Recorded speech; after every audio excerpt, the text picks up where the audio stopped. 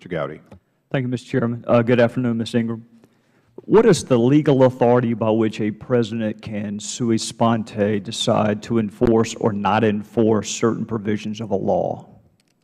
I'm not in the group of people who analyze the legal underpinnings of that, but it is, I will say as an administrator, it is not uncommon when there are large new, particularly information reporting related things. I'm actually asking for the legal basis. Can you cite a case? I'm probably the wrong person. I understand. Well, you're an attorney. There has been, but I have not done the analysis in these cases. Well, let's simplify the analysis. Can a President unilaterally increase a fine that Congress set? I'm sorry, I'm confused by It's not a trick question. Can any chief executive unilaterally increase a fine or a statutory maximum? I don't know of any example of that. So the answer would be no. I hesitate to respond for all of the agencies and all of the statutes on the book. Just despite the fact that I'm a lawyer too, I'm going to say trust me. The answer to that question is no. You can't. You can't decide that we think the maximum for burglary should be life instead of 30 years, so we're going to sentence somebody to 40 years.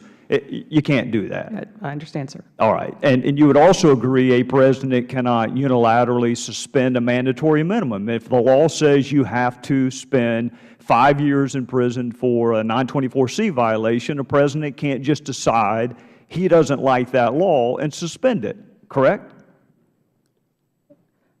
Again, it's not a trick question. It's not even a legal question. It's more of a civics question. I'm trying to get my head around the parameters of the question, Mr. Gowdy, would you let a layperson intersect for a moment?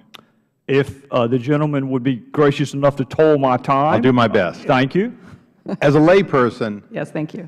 In your 31 years at the IRS, have you ever looked at the letter of the law on which you are executing IRS requirements and then seen an executive order that is inconsistent with that and gone with the executive order? In other words, do you ever consider as a lawyer and as a 31-year professional that the President can usurp IRS law or regulation through executive order? I didn't say fill in the gaps. I said usurp, go contravene existing law. Would the Chairman indulge me in taking that in two parts?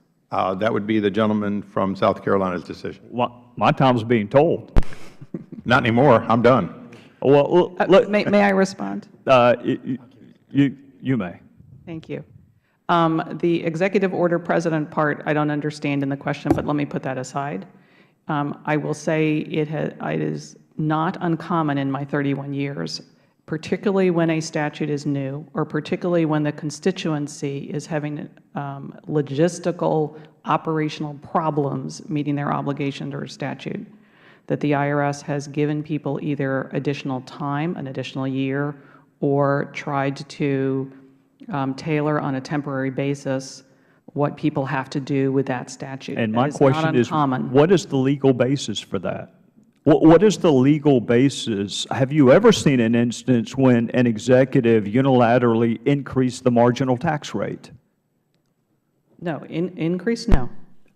So you will agree that there are certain categories where the executive can't change the law, even if the executive may not agree with the law. It's never a question of whether we agree with the law. The law, that's not irrelevant to the decision. The question is, and it's particularly in the information reporting area, that I'm not talking about information reporting. I'm talking about a statute passed by Congress, and I want the legal authority by which an executive can decide which portions of that law he or she wants to enforce and which provisions of that law that executive sui sponte decides not to enforce. If there is any variation from the bare letter of the statute, it is never a single person, and it always includes legal analysis by someone, not me. Well, the most recent legal analysis from the Department of Justice is only if an executive believes that a law is unconstitutional, i.e. DOMA, can he or she refuse to enforce it? I want to read an exchange to you back when the President from time to time did get difficult questions from the media. So we're going to go back a while, but I want to read an exchange where he was asked this question.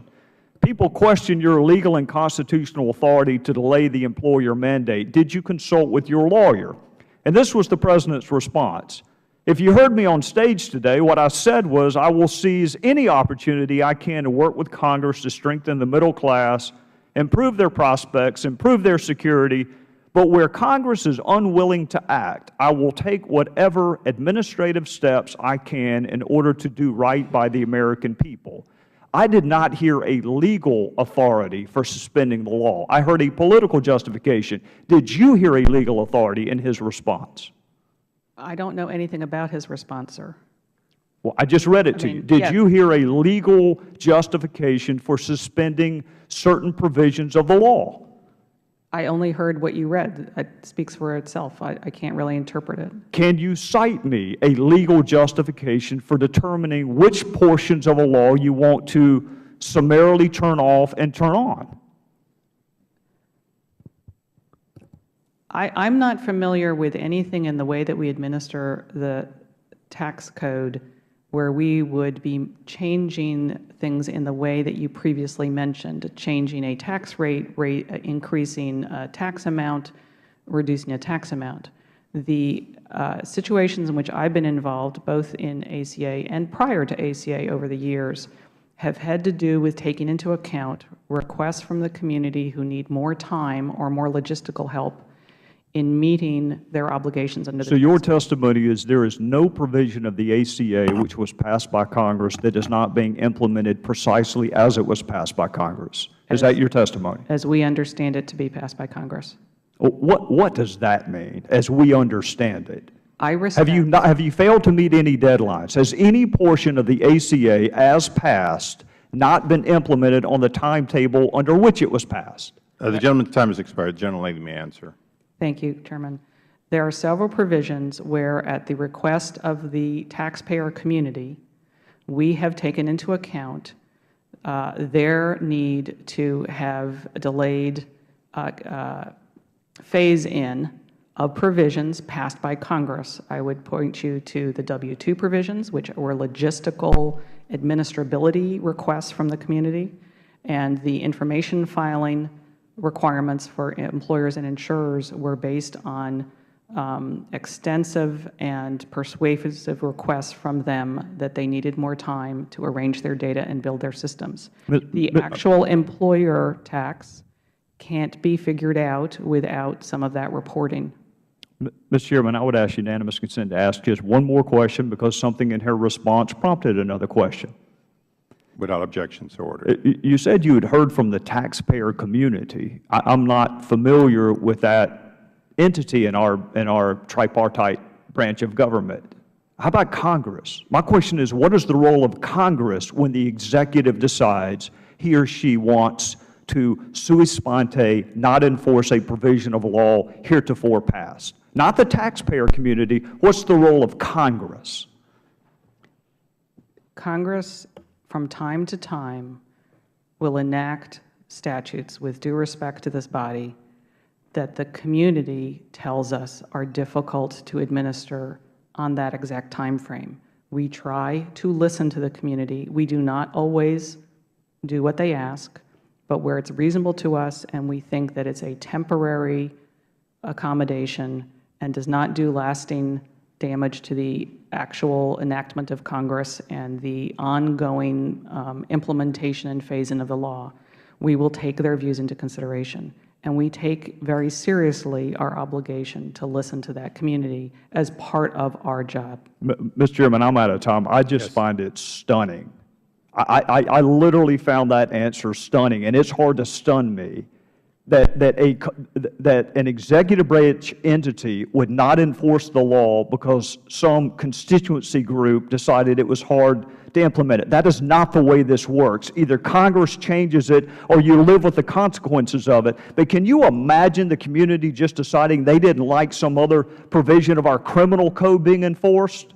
Can you imagine that, Mr. Chairman? I just found that response to be stunning, but I'm out of time. Mr. Gowdy.